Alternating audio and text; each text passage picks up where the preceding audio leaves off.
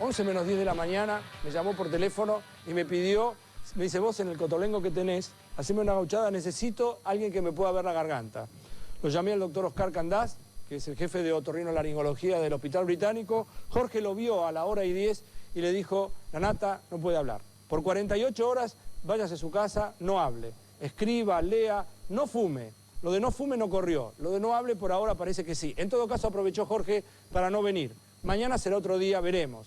En realidad hoy el programa, entonces día D, que va a empezar así, no cuenta con su conductor habitual, Jorge Lanata, pero nada más que eso, tiene un problema en la garganta, cosa que quedó claro durante toda la semana pasada. Él quería una garganta, se fue a buscarla. Eso sí, le tomamos el estudio, bajamos el aire acondicionado, estamos con Slotoviax, está Berbitsky, está Claudio Martínez, está Iris, estamos todos. Ahora así empieza día D, el programa número, ¿cuánto? 69, Claudio. Qué bueno. ¿Qué número? Bueno, así.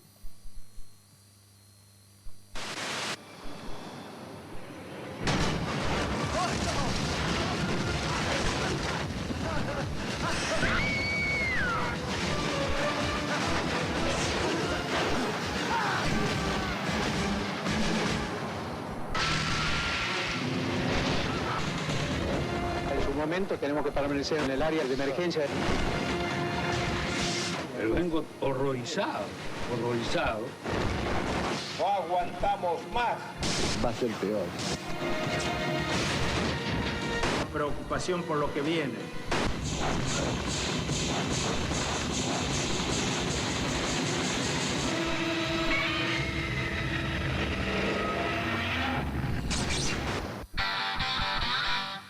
Bueno, Marcelo Slotoviax vino hoy entusiasmado porque consiguió algo que me parece importante y que seguramente va a ser comentario a partir de que demos a conocer esto, que en realidad se conoció en el Washington Times en una nota de Martin Andersen. Marcelo. Martin Andersen fue en Argentina durante 10 años corresponsal de la revista Newsweek durante un tiempo y también trabajó para The Washington Times, el segundo diario de la ciudad de Washington detrás de The Washington Post.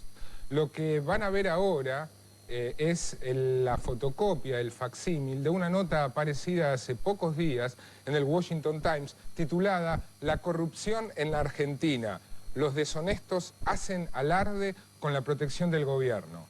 Y la nota empieza así, y presten atención. Se hablaba del soborno de funcionarios públicos, un tema que mi compañero de mesa conocía de primera mano. Mirá, che, dijo, no fueron 40 millones, sino 25 millones. A mí me consta, agregó. Porque yo fui una de las 5 personas que hizo los sobres para ser repartidos entre los legisladores. La conversación fue mantenida en el Café de la P en La Recoleta, en el elegante barrio de Buenos Aires. Se centraba en el dinero pagado por los laboratorios medicinales argentinos a los legisladores. La afirmación de haber ayudado a repartir los sobornos fue hecha el verano pasado delante de 3 testigos, por el diputado nacional Claudio Sebastiani, expresidente de la poderosa Unión Industrial Argentina, y un amigo del presidente Menem, recientemente derrotado en la elección presidencial. Uno de los que escuchaba asombrado la revelación de Sebastiani era el analista político Roberto Azaretto. Azaretto me decía después, esto escribe Martin Andersen en la nota que escribió en el Washington Times hace algunos días, dijo, tú sabes que en la Argentina, presten atención a esto porque es increíble, tú sabes que en la Argentina hubo una época en que si tú decías de alguien que era deshonesto, con seguridad iba a desatar una defensa enfática en su honor, aun cuando fuera cierto. Hoy en día, lejos de negarlo, te cuentan cuán hondo están metidos en la corrupción para demostrar que son gente importante. Recordemos, para entender un poco la nota, Claudio Sebastiani, como contaba Andersen en el artículo, fue presidente de la Unión Industrial Argentina y luego diputado por el dualdismo y después muy cercano al presidente Menem. En definitiva, Andersen dice, yo fui testigo de una reunión en el Café de la P donde Sebastiani contó cómo repartió él y otros 4 legisladores sobres por 25 millones de dólares de soborno por parte de los laboratorios nacionales. ¿Para qué? Para que la ley de patentes saliera lo más favorable a los laboratorios nacionales que estaban en una disputa con los laboratorios extranjeros. Se hizo mucho lobby en la Argentina por ese tema. Se habló y se escribió de esto un montón hasta hace algunos meses. Martin Andersen está en estos momentos en San José de Costa Rica y nos está escuchando. Buenas noches. Marcelo Slotoviax de Buenos Aires. Martín, ¿nos escuchás? Bueno, sí, debería hacer una breve corrección en lo que usted leyó, porque hubo un agregado de editor en el Washington Times que no me pertenece, que dice que Carlos Menem fue derrotado en las elecciones. Aunque me hubiera entusiasmado mucho que fuera así, yo sé que no fue Menem sino Dualde, y eso fue una cosa de reacción, ¿no? Andersen, usted estuvo presente en esa reunión en el Café de la P, donde Sebastiani relató cómo fue partícipe del pago de sobornos. Hola, no escucho, perdón. Que usted fue testigo, usted participó en esa reunión en el Café de la P, en La Recoleta, en Buenos Aires, donde Claudio Sebastiani contó cómo él participó del pago de sobornos de los laboratorios argentinos. Sí, yo estuve, justamente había mencionado momentos antes que por fuentes que yo consideraba confiables, que hubo sobornos de algo como 40 millones de dólares, y eso es donde él se hizo su intervención corrigiéndome y diciendo que él sabe de primera agua porque participó. Ajá. Usted habla de 3 testigos, estaban Sebastiani, estaba Zaretto, estaba usted. ¿Se puede saber quién más estaba en el Café de la P? Bueno, por ahora prefiero mantenerlos en anonimato. Yo creo que uno ya se prestó a hacer declaraciones frente a la embajada norteamericana, y seguramente si hay alguna causa judicial por eso, también él pondría su voz en este caso. El cuarto no quiero mezclar porque realmente era de paseo allí. Si su nombre sale en algún momento, sería porque él quisiera, ¿no? Andersen, nosotros por otra línea está en comunicación Claudio Sebastiani precisamente. ¿Usted tiene algún inconveniente en dialogar con él? Bueno, el inconveniente es que no me avisaron al principio, pero dado que ya está en línea, yo no tengo problema. Claudio Sebastiani nos está poco leal, pero está bien.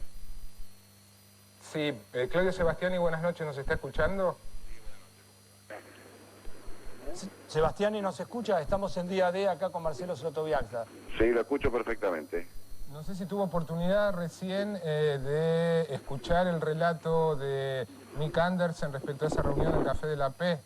No, le escuché muy bajo porque salía, no sé si era sonido de sala que salía, pero no le escuché muy bien. De todas maneras, minutos antes del programa yo charlé con usted y le conté, le relaté lo que él había escrito en una nota de Washington Times respecto a su participación en el pago de soborno por 25 millones de dólares por parte de los laboratorios nacionales a los legisladores.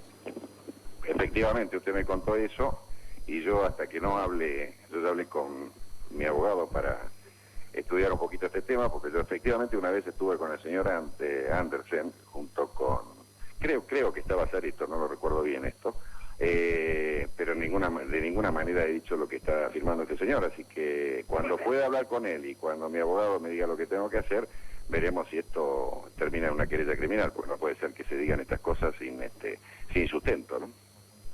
Andersen, usted habló de una investigación que inició a partir de este artículo la Embajada de Estados Unidos o el Departamento de Estado, no sé bien qué organismo respecto de este tema. No hablo de una investigación, perdón, pero yo no escuché nada de que dijo Sebastiani porque hay interferencia en la línea. Ajá. Pero yo en ningún momento habló de una investigación de la embajada, sino hay gente, yo tengo entendido que tanto Zaretto como otra persona ya está en comunicación con la embajada norteamericana para hablar de lo que ellos escucharon en la conversación, como corresponde, ¿no? Andersen, Sebastiani porque dice... aquí hay intereses norteamericanos en juego. Si lo que me dijo Sebastiani tenía algún asidero, entonces es una cosa que la gente en la embajada debería saber. Andersen, buen dado que usted no pudo escuchar por las interferencias en la comunicación, le cuento que lo que dice Sebastiani es que efectivamente él cree recordar haber estado con usted y a Zaretto en una reunión, pero que de ninguna manera contó lo que usted publicó en la nota. Hola, no escucho. Que le comento, dado que usted... Bueno, con alguno de ellos se cortó. Interferencia, por favor, que se repita. Sí, Andersen, me está escuchando. Le contaba que Claudio Sebastiani dijo recién que él recuerda haber estado en una reunión con usted y con Azareto, pero que de ninguna manera manifestó lo que usted publica en la nota y habló que después de hacer las consultas respectivas con su abogado iniciará una querella criminal. ¿Tiene algo que agregar?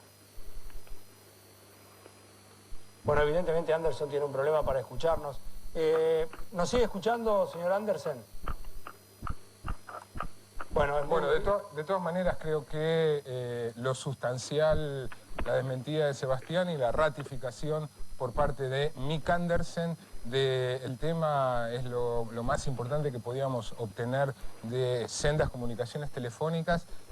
Si bien no entendí, no alcancé a escuchar recién la respuesta de Andersen, me consta que no sé si la Embajada Local de Estados Unidos o el Departamento de Estado, a partir del artículo publicado en The Washington Times, ha iniciado un expediente, una investigación para ver qué responsabilidades pueden caberle a los legisladores locales en un tema que afecta directamente y nada menos que a los intereses de los laboratorios estadounidenses en la Argentina. Sebastián, y usted de todas maneras con Andersen estuvo y evidentemente, o usted no cree recordar, pero podría haber sido que estuviera con Azareto también. Y había otras 3 personas que el señor Andersen estaba tratando de recordar. ¿Usted puede recordar quiénes más estaban en esa reunión? No, estaba la persona que me lo presentó el señor Andersen, que es un señor Gariboldi, pero no recuerdo 3 personas, sino una sola persona más. Pero de todas maneras, ahora esta última parte la escuché. Sí. Yo lo único que le pido es que, si me hacen el favor, porque yo quiero hablar con este señor, yo lo estoy buscando, ahora me dice que escuché que estaba en Costa Rica. Está en Costa Rica, sí. Bueno, pero el tema es el siguiente, quiero hablar con él, ya le digo, lo que necesitaría es la grabación de esto, porque yo no escuché bien lo que dijo, y si en algún momento me la pueden facilitar, le agradecería muchísimo. Eso no hay problema, Sebastián, pero déjeme que le pregunte lo siguiente. Sí. ¿Se conversó en aquella oportunidad del tema de los laboratorios? Absolutamente. ¿No? ¿Qué quiere decir absolutamente? ¿Qué quiere decir que no o que sí? Que no, obviamente, que si le estoy diciendo absolutamente quiere decir que no, no absolutamente que sí. Pero de todas maneras, bueno, déjeme ver el tema y con gusto en los próximos días volvemos a hablar del tema, pero esto me parece un absurdo, ¿no? Bueno, desde ya, Sebastián, y gracias por la comunicación, está a su disposición tanto el facsímil de la nota publicada en The Washington Times como la grabación entera de este bloque del programa. Le agradecemos mucho. No, gracias a ustedes, por favor. Bueno, me hubiera gustado poder preguntarle a Andersen algo que estaba pensando, porque si efectivamente existe la alternativa de considerar que se pueda dar alguna coima, no importa si 25 millones, 40 millones, para que favorezcan a los laboratorios argentinos en detrimento de las patentes o los laboratorios norteamericanos, uno podría pensar, ¿por qué inicia una investigación el gobierno norteamericano? ¿Por qué no inicia una investigación el gobierno argentino? Si es que efectivamente hay algo para investigar.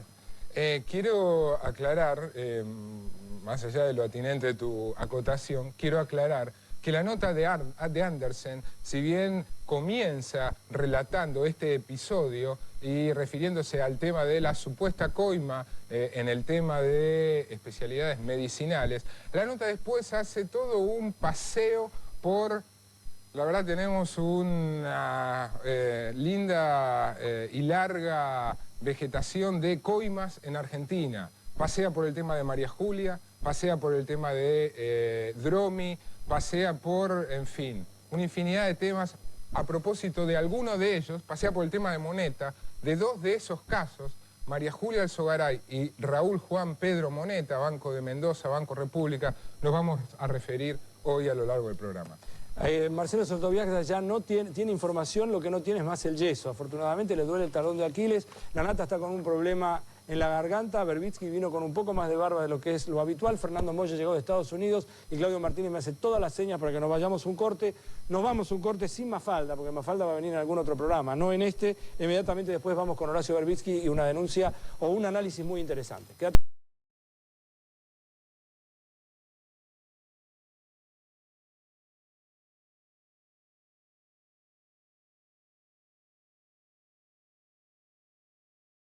Estamos esperando una conexión con la Cámara de Diputados. Mientras esto se consigue, Marcelo Soldoviaga tiene otras cosas para decir, en este caso que involucran al juez, a Luis Leiva, el doctor Luis Leiva, que fue el que primero pidió la prisión, la captura, de quien todavía sigue prófugo después de ¿cuánto tiempo, Raúl Moneta? Después del 2 de julio, hace la cuenta. Sí. Agosto, septiembre, octubre, noviembre, hace ya más de 4 meses. Raúl Juan Pedro Moneta, que según este mismo artículo que fue la base de la nota reciente de Washington Times de Mick Anderson, en un párrafo dice que, bueno, otro de los casos, recordemos que el título del artículo es Corrupción en Argentina, que otro de los casos emblemáticos, ahora que esta palabra está de moda vinculada a la corrupción, es el de Raúl Moneta, dueño de un banco y muy amigo del presidente Menem, que por él la malversación, esa es la palabra que usa el artículo, tuvo pedido de captura, está procesado y actualmente prófugo. ¿Qué es lo que pasó?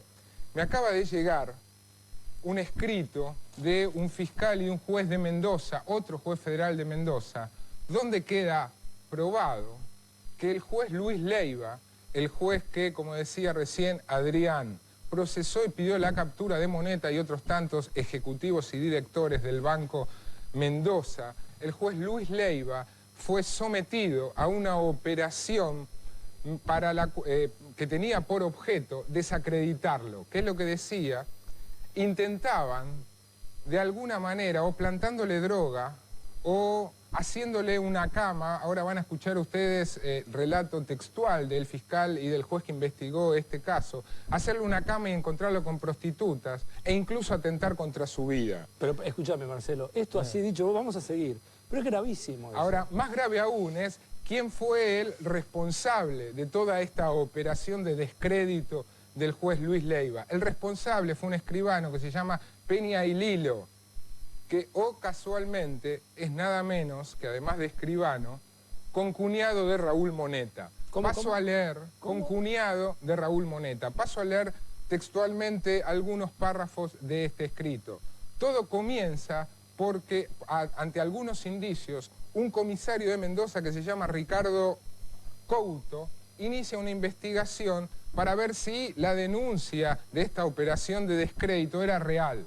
Se intervinieron teléfonos en Mendoza, incluso se obtuvo el testimonio de un informante de nombre Esteban Horacio Sánchez Lucero, que contaba que el escribano Silvestre Peña y Lilo le ofreció 6.000 pesos para de alguna manera montar, armar una operación para desacreditar al juez Luis Leiva. Luis Leiva es el que mandó pedir, te recuerdo, como acaba de decir Marcelo, el que pidió la captura de Raúl Moneta, que está prófugo hace más de 4 meses. Esto es lo que le trataron de hacer al juez mientras tanto. Juez federal en Mendoza, uno de los dos. Cuento una reunión, leo mejor dicho, el relato de una reunión, dice, en otra reunión, esto lo escribe el fiscal que investigó todo este caso, en otra reunión en la que participan el informante y Peña y Lilo, se realizó en el Café Victoria de la Galería San Marcos. Estos últimos, Peña y Lilo, le reclaman la foto, la supuesta foto que estaban buscando, que comprometería al magistrado, a Luis Leiva, aclarándole que el trato es serio y que sí o sí quieren las fotos. Y como prueba de ello le muestran un sobre con los billetes, cumpliendo de esta manera con lo pactado, es decir, el sobre con los $6.000 a cambio de la foto, que era una de las primeras evidencias que estaban tratando de plantarle, se dice en la jerga, de plantarle al juez Luis Leiva. Acota el informante que en esa oportunidad también le manifiestan que quieren realizar los siguientes trabajos. 2 puntos. Conseguir los resúmenes de las tarjetas de crédito del juez, hacerle un trabajo sucio llamado cama con unas prostitutas, ubicar una fiesta a la que concurra el magistrado e involucrarlo en drogas en el lugar del evento y en su vehículo. Y en otro párrafo, que no es específicamente este, hablan de incluso atentar contra su vida. Toda esta maniobra, gracias a la pericia del comisario Couto y del fiscal que investigó el caso, puede ser ahora revelada y de esa manera desarmada. Hagamos una cosa, Marcelo, vamos a retomar este tema porque ahora sí tenemos la comunicación con el móvil y quiero saludarme con Horacio. Bueno, lo he saludado hace un rato. ¿Cómo estás, Horacio? Bueno, hablamos del tema de Rodolfo Barra porque es un tema increíble. digamos, termina el siglo o no termina, pero independientemente de eso, en la Argentina siguen sucediendo cosas como esta. Bueno, la designación de Barra para ser el nuevo titular de la Auditoría General de la Nación fue el primer gesto claro que hizo el presidente Menem para demostrar que él no piensa dejar de tener un rol protagónico en la política argentina a partir de la entrega del gobierno. Y muestra que desde la oposición, para la cual se está preparando, piensa también producir hechos políticos confrontativos, de desgaste, espectaculares, que lo ubiquen en el centro del espectro justicialista. Horacio, en el momento que él amplía la Corte Suprema de Justicia en el año 89, fue cuando asume el doctor Menem en la primera presidencia. El 90. El 90. Sí. A partir de ese momento, ¿ese podría ser un signo también comparable con este? O sea, en aquel momento él iba a ser, naturalmente, presidente. ¿Ahora se podría considerar, se puede equiparar? Bueno, de alguna manera la persona de Rodolfo Barra está vinculada con las operaciones más audaces de tipo económico y de tipo político del menemismo. Barra ha sido él solo una fuerza de tareas del menemismo. Inicialmente fue secretario de Obras Públicas del gobierno de Menem, tuvo a su cargo, participó en el diseño de las privatizaciones y específicamente tuvo intervención en las privatizaciones de las rutas, y luego fue remitido en comisión a la Corte Suprema de Justicia durante unos años para velar porque no hubiera molestias para los funcionarios que habían participado en ese proceso junto con él y con el entonces ministro Roberto Dromi. Demostró, digamos, su carácter de todoterreno del menemismo en 1993, cuando renunció a la Corte Suprema de Justicia como parte del Pacto de Olivos, en el cual Alfonsín digamos, entendió que en vez de sanear los vicios que convertían a la Corte Suprema de Justicia en lo que era, había que hacer un acuerdo político para equilibrar los tantos en la Corte, promover renuncias. Barra fue uno de los que renunciaron, se sacrificó por el jefe, y luego participó en otras privatizaciones, fue asesor de empresas privadas que participaron en otras privatizaciones, fue el ideólogo de la operación para conseguir La reelección. una interpretación de la Constitución que permitiera esto, y ahora Menem lo designa en la Auditoría General de la Nación. La auditoría es un órgano creado en la reforma de 1994, en realidad existía previamente, pero que adquiere rango constitucional allí y está a cargo de la oposición. La idea es que si un partido gobierna, el otro controla. Pero Barra ha sido objetado, ha sido cuestionado por los diputados del FREPASO, de la Alianza, por la diputada Nilda Agarré, por el diputado Juan Pablo Cafiero, y vamos a pedirle a la diputada Nilda Agarré, que está en este momento en el Congreso, que a través de un móvil nos explique cuál es la razón de la impugnación que ellos hacen a la designación de Barra. ¿Qué tal? Buenas noches, diputada. ¿Qué tal? ¿Cómo les va? Buenas noches. Bueno, hay una razón formal, que es la designación por una resolución hecha días pasados por el diputado Pierri y por el doctor Rucauf en su carácter ambos de presidentes de las dos cámaras del Congreso. En un momento en que ellos no cumplen los requisitos del artículo 85 de la Constitución Nacional, es decir, no están expresando la voluntad del partido de oposición con mayor número de legisladores, porque ellos no son hoy oposición, son todavía por pocos días más oficialismo. En segundo lugar, tampoco estarían cumpliendo con la ley 24.156, que es la ley de auditoría, que si bien es anterior al artículo 85 y por eso hay que entenderla como complementaria y siempre que no altere el espíritu del artículo 85, porque El artículo 85 de la si no Constitución. creo del artículo 85 de la Constitución, porque si no obviamente estaba previendo otras circunstancias. La ley esta dice que la designarán los presidentes de las dos cámaras, al titular, al presidente de la auditoría. Complementando las dos normas, uno diría que, bueno, el partido, por una resolución orgánica del partido, no del presidente del partido, que yo no sé si tiene facultades el doctor Menem para designar sin un acta con el consejo del partido al funcionario que va a representar a la oposición en el partido, es decir, con todas las formalidades que exija los documentos partidarios, debería designar una persona el día 10 de diciembre, que es el día en que el doctor Paisao, actualmente titular de la auditoría, termina su función como presidente, porque ese día se cambian los roles de oposición y de oficialismo. Nilda, ¿cuál es la gestión que ustedes han hecho para impedir la designación de Barra? ¿En qué consiste ese recurso? Bueno, esto es un recurso de revocatoria, sabiendo que, bueno, obviamente tiene sus limitaciones. ¿Lo presentaron a la justicia? No, lo hemos presentado ante la misma Cámara, ante las dos presidencias, por nulidad, a nuestro juicio manifiesta y absoluta, absolutamente no subsanable, hoy y en estas condiciones. Si no, como podría ser declarado abstracta, cuestión abstracta por la justicia, porque todavía esa norma no está funcionando, atento que recién empezaría a funcionar el día 11 de diciembre.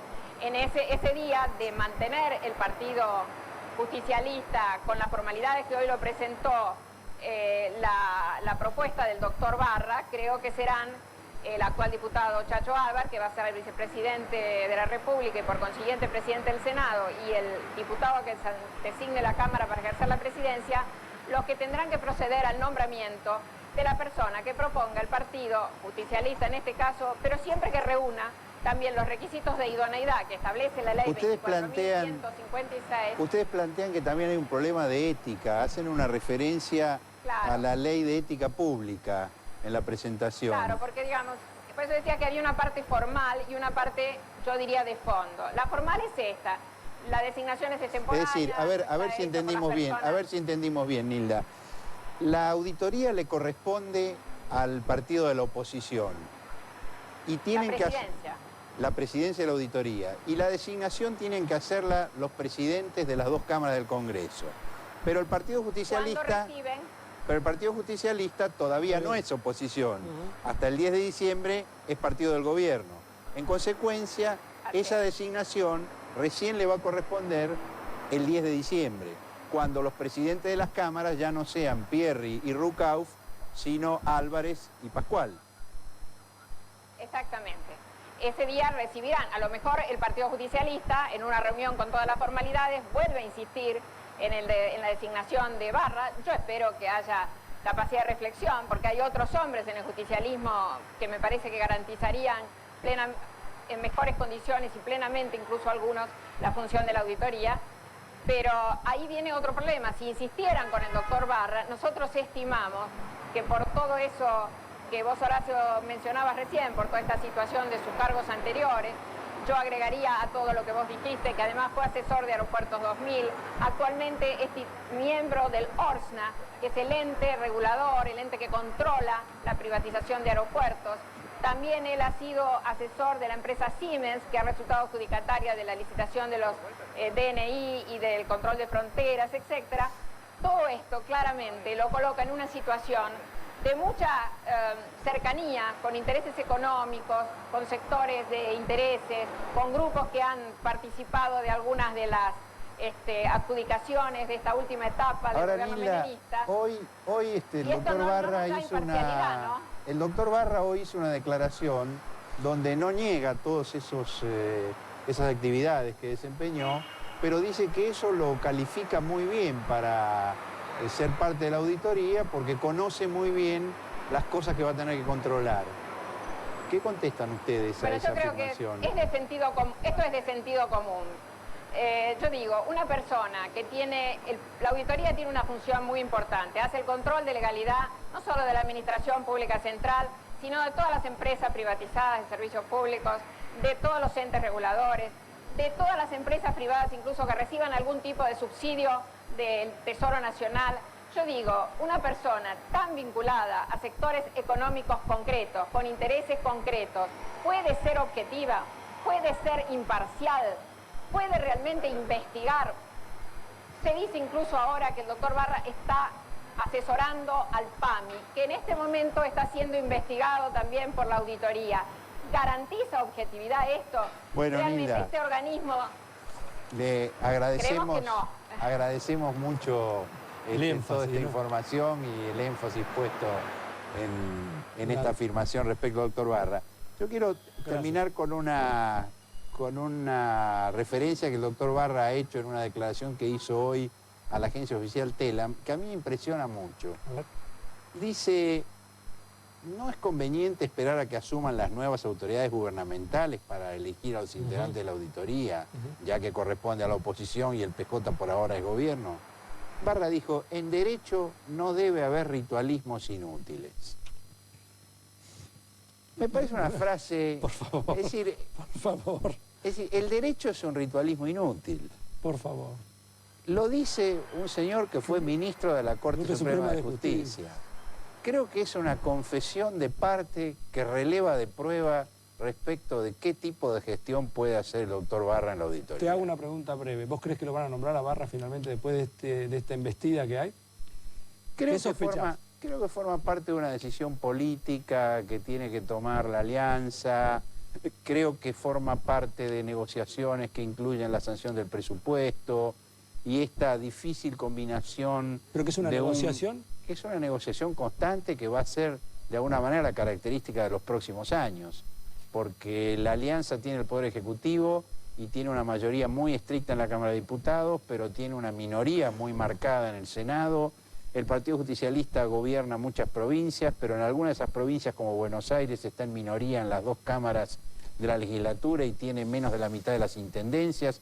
Entonces creo que va a haber un paquete de negociación dentro del cual puede estar el episodio de Barra. Ahora, al margen de que Barra resulte electo o no resulte electo, Horacio, esta frase de que en derecho no debe haber ritualismos inútiles, me parece que pinta de cuerpo entero al hombre de qué se trata. nos vamos a pasar como un sinfín. Vamos a hacer una pausa, hacemos un corte aquí en Día D. Me piden también de todas las maneras imaginables y después seguimos aquí sin la nata, pero hasta mañana no tampoco, porque mañana no puede venir porque está mal de la garganta, pero por ahí lo convencemos.